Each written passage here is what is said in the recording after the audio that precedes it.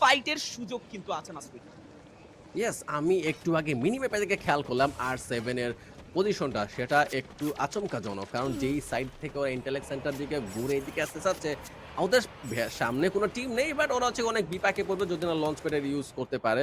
ওদের অনেক লেট হবে। আই থিংক তারা চাচ্ছেই হচ্ছে গিয়ে ফাইটগুলো এভয়েড করতে। সেই হিসেবে পরে আসা হবে আলফা ভার্সেস RRQ একটা ফাইট। DRMKS কে নকডাউন করা হয়েছে। আলফারা লুফে নিয়েছে ৫ টা কিল। ওয়াও! সামহাউ আপনাদেরকে হয়তোবা এখন দেখতে পাবো ব্যাক করতে। বিগত কয়েক ম্যাচ ধরে ট্রাই করে যাচ্ছে এই টিমটা। অসাধারণ খেলাও খেলছে। দেখি এই ম্যাচে তাদের ভাগ্য কি পাল্টায় নাকি পাল্টায় না।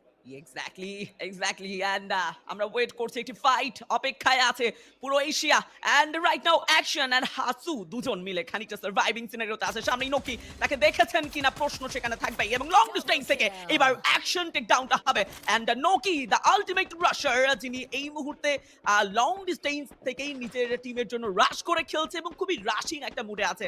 একটা কনফার্মেশন তাকে যে আরো একটি কিল উপহার দিতে, বাট সেটা খানিকটা মন ভেঙে যাবে। হটশট স্পোর্টসের ফ্যান বেসদের মনে কিছুটা আঘাত তো হানবেই, কারণ লাস্ট হুম, প্লেয়ার হুম। আশু ইএক্সি কে দেখতে পারছিলাম।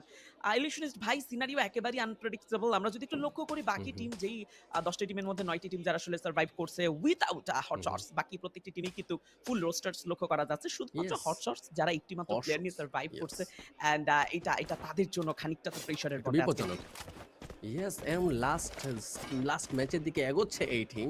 সেই সিচুয়েশনে যদি টিম মেম্বার হচ্ছে গিয়ে এরকম ধরাশায়ী হয়ে যায় এবং শুধুমাত্র একজন বেঁচে থাকে, তার উপর প্রেশারটা একটু বেশি পড়ার কথা।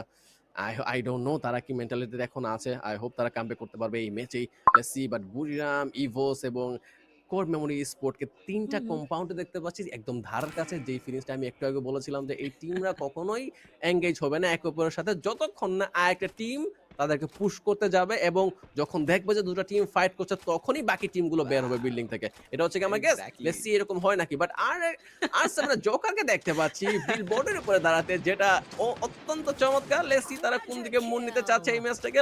লসকে দেখতে পাচ্ছি অলরেডি এই ম্যাচে ১০ টা কিল কনফার্ম করে নিয়েছে। আলফাকে দেখতে পেলাম আকাশে উড়ে যেতে, যেখানে লসের মেম্বার ট্রাই করেছিল কিলটা লুফে নেওয়ার, বাট সামহাউ কোনো শটই কানেক্ট হয়নি।